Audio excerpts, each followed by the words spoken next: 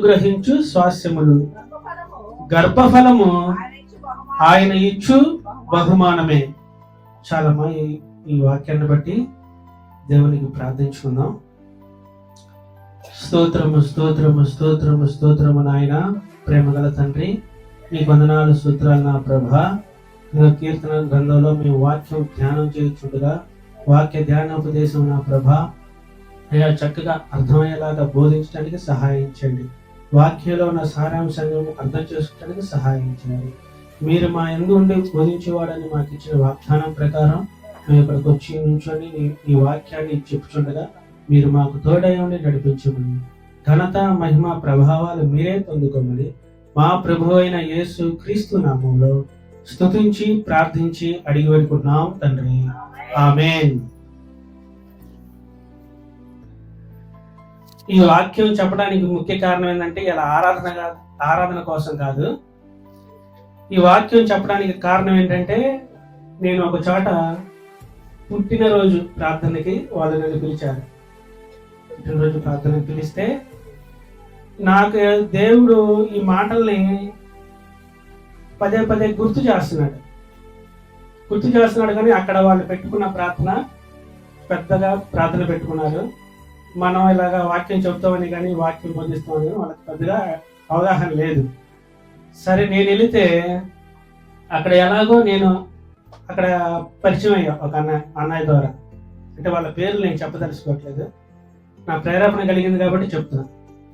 ఆ పాస్టర్ గారికి నా పేరు నేను ఎవరన్నది చెప్పాడు. చెప్పినప్పుడు నేను ఇలా వస్త్రాలలో తెల్లని వస్త్రాలు వేసుకొని చక్కగా పాస్టర్ గారు లాగా నేను ఎలా వెళ్ళారంటే పని చేయటికి ఎలా వెళ్తారో అలాగ మాత్రమే నేను వెళ్ళాను. వెళ్ళినప్పుడు ఆయన పరిచయం చేసి పదే పదే నా పేరు పెట్టి పిలుస్తున్నాడు. కుమారు, పాట పాడు, నడిపించు అని అంటున్నాడు. నేను అక్కడ నడిపించడానికి యోగ్యుని కాదని నా ఉద్దేశంతో నేను వెళ్ళకపోతే ఎన్నిసార్లు కాదనుకున్నా అన్నిసార్లు నా పేరు పెట్టి పిలిచి పాట పాడమనో సమయం నాకే ఇస్తున్నాడా అతను. ఇస్తున్నప్పుడు నాకు ఈ వాక్యం గుర్తొచ్చింది. అప్పటికి 3 పాటలు పాడేశాం. ఆ పాటకున్న సమయం లేదనుకొని నేను బైబిల్ తీసుకెళ్ళలేదు, పాటల పుస్తకం తీసుకెళ్ళి, అంటే మనం పని చేయడానికి వెళ్ళాను కానీ వాక్యం చెప్పాలని ఉద్దేశం లేదు. కానీ వాక్యం చెప్పమని ప్రేరేపణ అయితే నాకుంది. ఉన్నప్పుడు ఈ బైబిల్ తీసుకెళ్ళలేదు, నాకు సంబంధించి నేను తీసుకెళ్ళకోకుండా ఫోన్ తీసుకెళ్ళి ఆ ఫోన్లో ఉన్న ఈ వాక్యాన్ని వాళ్ళకి 5 నిమిషాల లోపే నేను చెప్పేశాను. ఈ వాక్యాన్ని ఇక్కడ చెప్పడానికి కారణం ఏంటంటే ఈ వాక్యాన్ని మళ్ళీ మనం కొంచెం మార్చి చెప్పుకుందాం.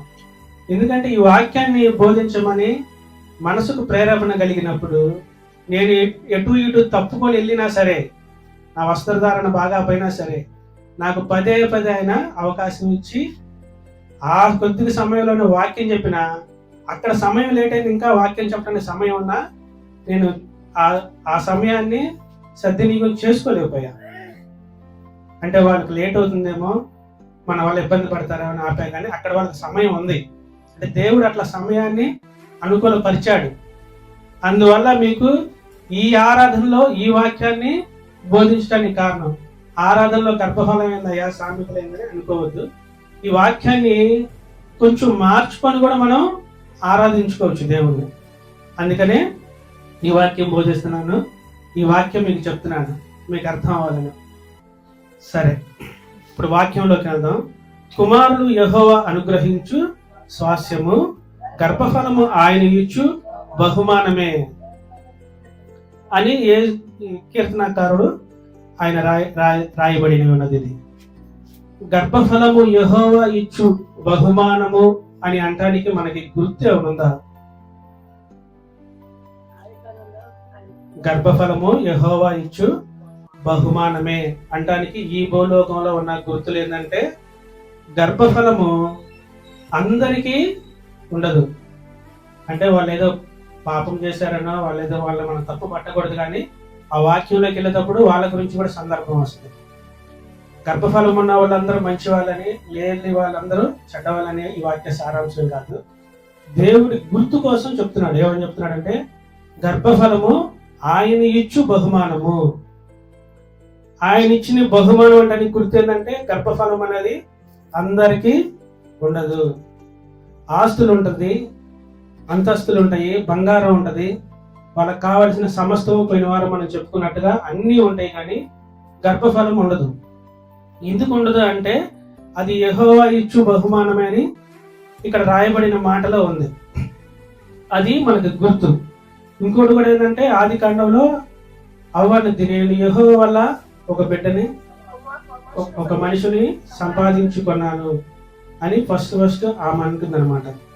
సరే, అదే కీర్తన గ్రంథంలో 128 కీర్తన 3వ అధ్యాయము చదువుకుందాం. నీ లోగిట నీ భార్య ఫలించు ద్రాక్షవలెను ఉండెను, నీ భోజనపు బల్ల చుట్టూ నీ పిల్లలు ఒలీవల మొక్కల వలె ఉందురు. యెహోవా యందు భయభక్తులు గలవాడు ఇలాగు ఆశీర్వదించబడును. చాలా దేవుని వాక్యం ఏం చెప్తుందంటే ఆయన బల్ల చుట్టూ తన పిల్లలు ఒలీవ మొక్కల వలె ఉంటారు. ఉన్నప్పుడు ఏమవుతుందంటే ఇది దేని వల్ల జరుగుతుంది? కింద వచ్చిన యెహోవా యందు భయభక్తులు కలిగి ఉన్నప్పుడు మాత్రమే తన పిల్లలు ఒలీవ మొక్కల వలె ఉంటారు, ఆ భోజనపు బల్ల చుట్టూ ఉంటారని దేవుని వాక్యం సెలవిస్తుంది. ఈ లోకంలో అలా ఉంటున్నారా? దేవుని యందు భయభక్తులు కలిగి ఉన్నప్పుడు మనకు గుర్తులు ఇచ్చాడు, కొన్ని గుర్తులు. ఏంటి ఆ గుర్తులు అంటే నీ గర్భఫలము బహుమతి, పిల్లలు నీ భోజనపు బల్ల చుట్టూ ఉంటారు. ఎప్పుడు ఉంటారంటే దేవుడు భయభక్తులు కలిగినప్పుడు మాత్రమే పిల్లలు అలాగా భోజనపు బల్ల చుట్టూ ఉండగలుగుతారు. దేవుని భయభక్తుల్లో కూడా లోకంలో ఉన్నారనుకో, ఎవరు కనీసం భోజనం పెట్టరు నీ దేవుని వాక్యం సెలవిస్తుంది. అలాగే ఎఫెసీయులకు రాసిన పత్రిక 6వ అధ్యాయము 1 నుంచి 4 వరకు చదువుకుందాం. ఈ వాక్యంలోని సారాంశం ఏంటంటే ఇక్కడ నేను చూసినప్పుడు ఆ పిల్లలు, ఆ తండ్రి ఆ పిల్లని గౌరవించాలని, అక్కడ జరిగిన సందర్భం చెప్తున్నా, గౌరవించాలని అక్కడ పెద్ద స్టేజ్ డెకరేషన్ చేశాడు. వాళ్ళ పిల్లకి ఆ ఫోటో వేసి ఒక కిరీటం కుర్చీ పెట్టాడు. ఆయన ఎంతో శ్రమపడి ఒక పెద్ద వేదిక తయారు చేసిన నాకు అనిపించి చెప్తున్నా, ఆ కుమార్తె అక్కడికి రాలేదు. వసుధ 1 సంవత్సరం పాప ఒక వేదిక రెడీ చేశాడు, ఇంట్లో రెడీ చేసుకున్నాడు. తీసుకురావాలంటే రాగలుగుతాడా? రాలేదు. రావాలి అంటే ఆ తండ్రి ఎత్తుకొని తీసుకొని ఆ స్టేజ్ మీద కూర్చోబెట్టాడు. నాకు ఆ సందర్భం చూసినప్పుడు అనిపించింది, మనకు కోసం కూడా యేసుక్రీస్తు వారు ఒక రాజ్యాన్ని మీకు కొరకు సిద్ధపరుస్తాను, నేను వచ్చి మళ్ళీ మిమ్మల్ని తీసుకెళ్తాను అని అన్నప్పుడు ఆ సందర్భం నాకు గుర్తొచ్చింది.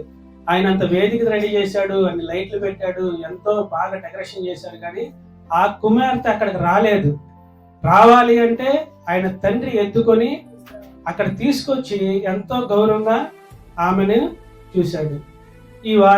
ఈ సందర్భం చూసినప్పుడు పరలోక రాజ్యం నాకు గుర్తుకొచ్చింది. మనం కూడా మన దేవునికి లోబడి ఆయన పిల్లలుగా మనం ఉంటే ఆయన వచ్చి మనకి ఆ సింహాసనం ముందు మనల్ని తీసుకొని వెళ్తాడు. సింహాసనం అయితే రెడీగా ఉంది, కానీ వెళ్ళటానికి మనకి లేదు. ఎందుకు లేదంటే ఆ పిల్లని చూసినప్పుడు నాకు అనిపించింది, చిన్న పాప అన్ని ఉన్నా కానీ ఇంట్లో నుంచి బయటకు వచ్చి ఆ మెట్లు ఎక్కి ఆ స్టేజ్ ఎక్కి అక్కడ గణపరచడానికి ఆమెకు అవకాశం లేదు. మనిషిగా అయితే ఉంది, కానీ దానికి ఎవరు సహకారం కావాలంటే తండ్రి సహకారం, తల్లి సహకారం కావాలి. అక్కడ తండ్రి తీసుకొచ్చి అక్కడ ఆమెని గణపరిచి ఆమె మొదటి పుట్టినరోజు ఎంతో సంతోషంగా జరుపుకున్నారు. అది దేవుడు ఇచ్చిన గర్భఫలం అని ఆయన నమ్మి దేవుడికి కృతజ్ఞతాస్తుతులు వాళ్ళు చెల్లించుకున్నారు. ఏ సినిమాలకనో షికార్లకనో బయట అల్లరితో కూడిన ఆటపాటలకు వాళ్ళు వెళ్ళకోకుండా ఈ గర్భఫలము యెహోవా ఇచ్చిన ఆ బహుమతి అని యెహోవాని వాళ్ళు గణపరుచుకొని స్తుతించుకున్నారు. సరే, వాక్యంలోకి వెళ్దాం. ఎఫెసీయులకు రాసిన పత్రిక 6వ అధ్యాయము 1 నుంచి చదువుకుందాం. పిల్లలారా ప్రభువునందు మీ తల్లిదండ్రులకు విధేయులయుండుడి, ఇది ధర్మమే. చాలా కొంచెం కొంచెం చదువుకుందాం. ఇక్కడ ఎఫెసీ పత్రికలో రాస్తుంది ఏమంటే, పిల్లలారా ప్రభువునందు మీ తల్లిదండ్రులకు విధేయులై ఉండుడి, ఇది ధర్మమే. పిల్లలకి తల్లిదండ్రుల పట్ల ఏమై ఉండాలంటే విధేయులై ఉండాలి. ఇది ధర్మం అని ఎందుకు చెప్తున్నాడు? ఆ తండ్రి ఆ కుమార్తెని ప్రేమించి, ఆ తండ్రి ఆ పాపకి కావాల్సిన సమస్తము సమకూర్చి ఎంతో ప్రేమగా చూసుకుంటే, కొంతమంది అందరూ తల్లిదండ్రులు పిల్లలను అలా ప్రేమగా చూసుకొని ఎంతో ముచ్చటగా వాళ్ళని పెద్ద చేస్తారు. కానీ వాళ్ళు విధేయులై ఉంటున్నారా? తల్లిదండ్రులకి విధేయులుగా పిల్లలు ఉంటున్నారా? విధేయతగా ఉండాలంటే మనం ఏం చెప్పుకున్నాం? దేవుడి భయభక్తులు కలిగి ఉన్నప్పుడు మాత్రమే పిల్లలకి ఆ విధేయత వస్తుంది. అది కూడా ఏమంటాడంటే ఇది ధర్మమే. అలా చేయటం తల్లిదండ్రులకి మీరు విధేయులుగా ఉండటం ధర్మమే అని చెప్తున్నారు. చదవమ్మా.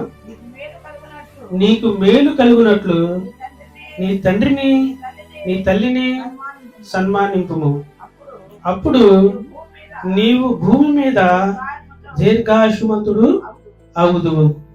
ఇది వాగ్దానంతో కూడిన ఆజ్ఞలలో మొదటిది. చదవమ్మా. తండ్రులారా మీ పిల్లలకు కోపము రేపక ప్రభు ఒక శిక్షకు బోధలోను వారిని పెంచుడు. ఇక్కడ వాక్యోపదేశంలో సారాంశం ఏంటంటే,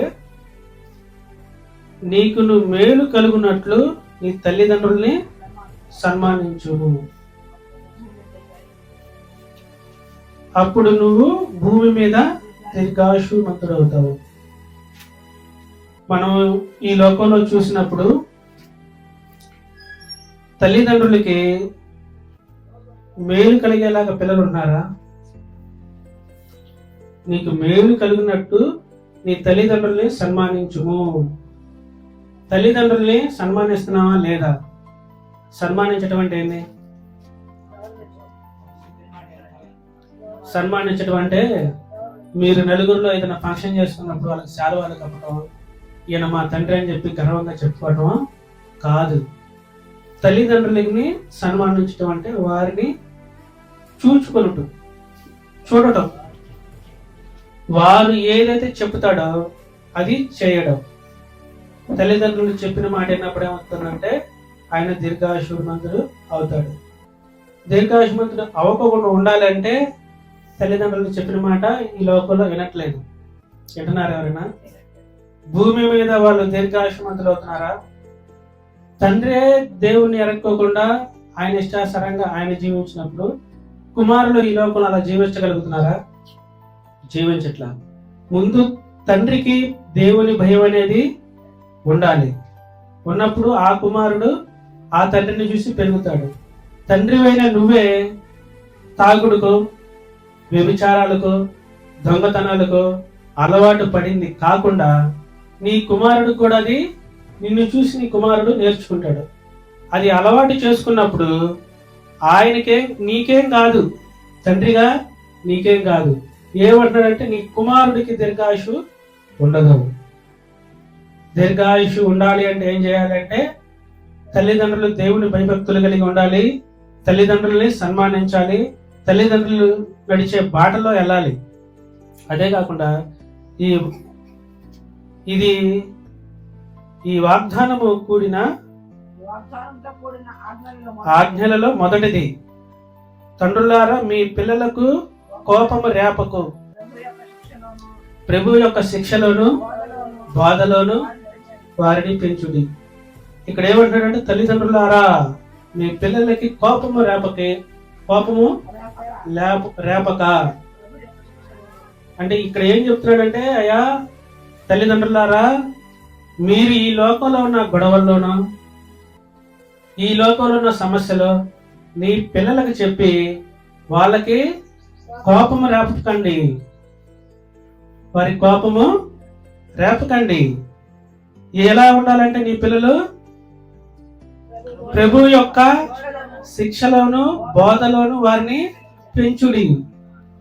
ఈ లోక సంబంధమైన విషయాలు వాళ్ళకి చెప్పి, తెలిసి తెలియని వయసులో వాళ్ళకి ఏదో ఇళ్లలో జరిగిన విషయాలు చెప్పి వాళ్ళకి గొడవలు రేపి, వాళ్ళు గొడవకి వెళ్తే వాళ్ళతో పాటు మీరు గొడవలకు వెళ్ళి ఈ లోక సంబంధమైన విషయాల గురించి కాకుండా ఇలా పెంచితే కనుక నీ బిడ్డలు నీకు దీర్ఘాయువులుగా ఉండరు. వాళ్ళ కోపం రేపు వాళ్ళని గొడవలు తీసుకెళ్ళో, ఆ గొడవలతో పాటు మీరు గొడవలకి వెళ్ళో చేశారనుకో వాళ్ళు దీర్ఘాయుష్మంతులు అవ్వరు. ఎలా పెంచాలి వాళ్ళంటే ప్రభు యొక్క శిక్షణలో బోధనలో పెంచాలి. ఎలా పెంచాలంట? ప్రభువు యొక్క శిక్షణలో. ప్రభు ఏం చెప్తున్నాడు? ఆయన బోధలు ఏం చెప్తున్నాయి? తల్లిదండ్రులు సన్మానించాలి, తల్లిదండ్రులకు లోబడి ఉండాలి, దేవుని ఆజ్ఞలు గైకొని మీరు నడుచుకోవాలంటే వాళ్ళు అలా నడుచుకోకుండా ఈ లోక సంబంధమైన విషయాలు పెట్టుకొని వాళ్ళకి కోపం రేపి ఈ లోక సంబంధమైన వాటిలో గొడవల్లోకి వెళ్ళి వాళ్ళకి శిక్షగా మారబడుతుంది. ఇలా మారబడ్డప్పుడు ఏమవుతుందంటే నీ కుమారులు నీ కళ్ళ ముందే చనిపోతారు. అప్పుడు నువ్వు ఎంత ఏడ్చినా ఎంత మొత్తుకున్నా నీ బిడ్డలు నీకు రారు. అందుకనే వాళ్ళకి నువ్వు కోపం రేపకయ్యా దేవుని శిక్షలో దేవుని బోధలో పెంచండి. దేవుడు ఏం చెప్తున్నాడో దాన్ని మీరు అనుసరించండి. ఇలా ఉన్నప్పుడు నీ బిడ్డలు ఒలీవ మొక్కల వలె నీ భోజనపు బల్ల చుట్టూ ఉంటారు. ఇలా లేకుండా నువ్వు నీ ఈ సంబంధాలు లేకుండా లోక సంబంధమైన విషయాల్లో కనుక పిల్లల్ని పెంచితే అలా ఉండటం జరగదు. జరగట్లేదానికని రుజువుగా ఇప్పుడు మనమే చూస్తున్నాం. ఎవరు పిల్లలతో ఉంటున్నారు? తల్లిదండ్రులు కుమారులతో కుమార్తెలతో ఉంటున్నారా? భోజనపు బల్ల చుట్టూ ఎవరైనా ఉంటున్నారా? ఎవరో ఉండట్లేదు. ఎందుకు ఉండట్లేదంటే స్వార్థం పెరిగిపోయింది. ఇది నాది. తండ్రి వస్తే కనీసం ఒక ముద్ద అన్నం పెట్టడానికి కూడా ఆయనకి మనసు రావట్లా. తల్లిదండ్రులకి భోజనం పెట్టడానికి కూడా మనసు రావట్లేదు. ఇంక భోజనపు బల్ల చుట్టూరు కూర్చుంటే అమ్మో నా డబ్బులన్నీ అయిపోతాయేమో అని బాధపడతారేమో. నేను ఈ మాట అడిగినప్పుడు ఒకసారి మా నాన్నే ఎవరు నాకు సహాయం చేయట్లా ఇంట్లో వాళ్ళు, నేను ఒక్కడినే ఎంతకాలం నేను తీసుకురావాలి అని నేను మా నాన్న అడిగినప్పుడు ఆయన నాకు ఇచ్చిన మాట, ఎవరైనా ఏ తల్లిదండ్రులు ఏం చెప్తారు? భారం మొత్తం నా మీద వేసావు, ఇంట్లో ఎంతమంది ఉన్నారు, నేను ఒక్కడినే ఎలా పోషించాలి అని నేను అడిగినప్పుడు నేను అనుకున్నాను వాళ్ళని పిలిచి చెప్తాడేమో అనుకున్నా. అరే అన్నయ్య ఒక్కడే కష్టపడుతున్నాడు, వాడికి ఇబ్బందిగా ఉందంట, మీరు ఆయనకి సహాయం చేయండి అని చెప్తాడేమో అని నేను అనుకున్నా. ఆయన ఏం చెప్పాడంటే నాకు, నువ్వు సంపాదిస్తున్నావని అతిశయ పడవద్దు, నీకు ఆ సంపాదన ఎవరు ఇస్తున్నారంటే నీ దేవుడైన యెహోవా నీకు ఇస్తున్నాడు. నీకంటే చదువు లేని వాళ్ళు, నీకంటే మంచి ఉద్యోగాలు సంపాదించుకున్న వాళ్ళు అప్పులు చేసుకొని చాలా ఇబ్బందులు పడుతున్నారు.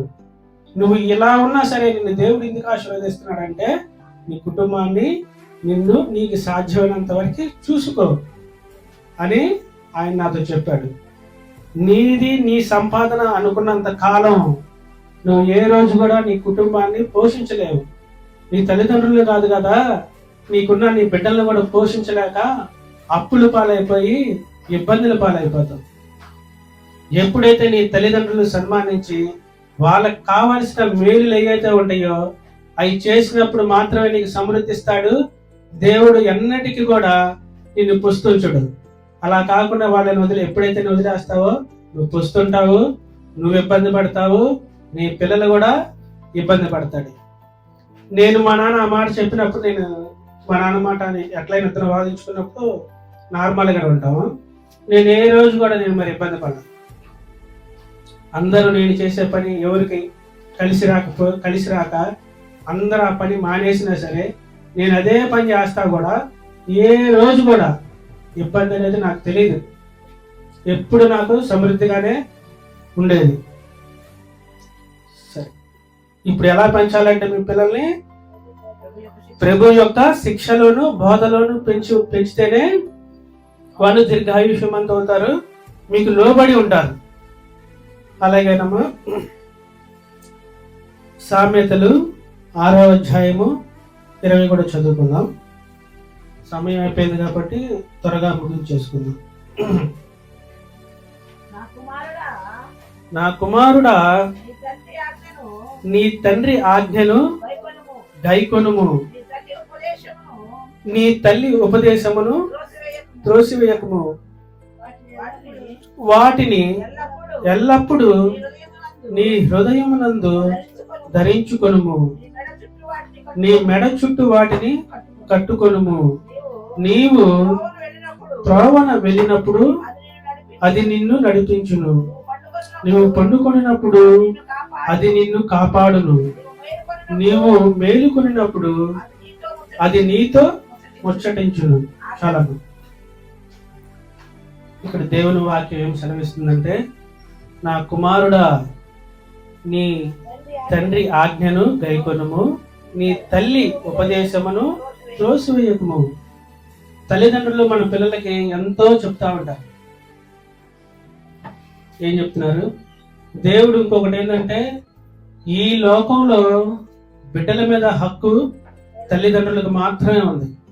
వాళ్ళని ఆశీర్వదించాలన్నా, వాళ్ళని శపించాలన్నా, వాళ్ళని బాగుపరచాలన్నా తల్లిదండ్రులకు మాత్రమే దేవుడు ఆ అర్హత ఇచ్చాడు. దేవుడి తర్వాత మనకి తల్లిదండ్రులకు మాత్రం ఆ అర్హత ఇచ్చాడు.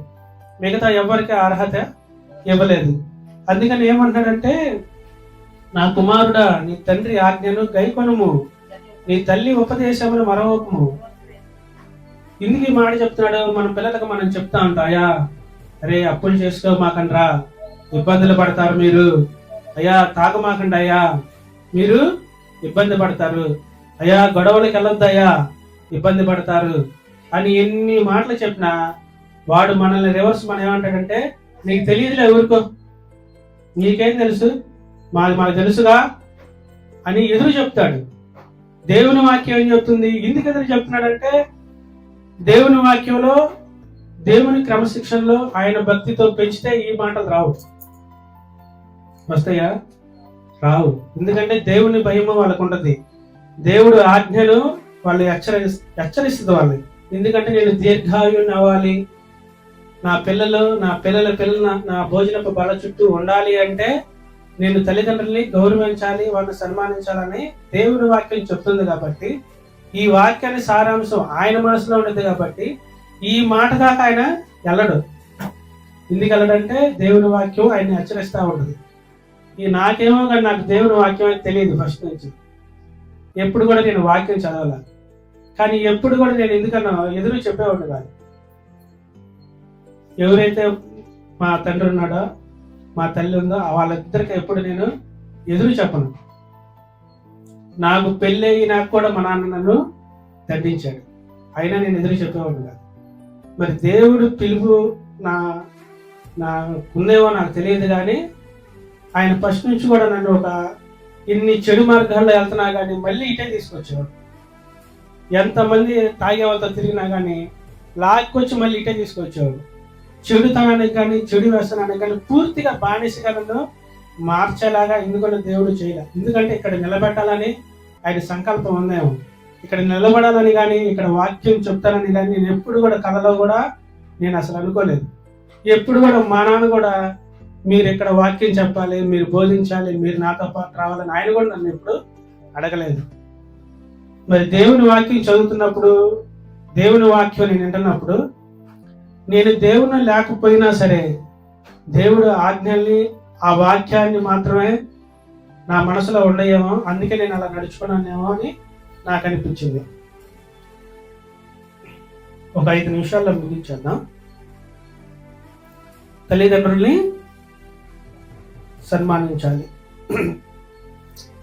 లాస్ట్ మాట ఒకటి చదువుకుందామా?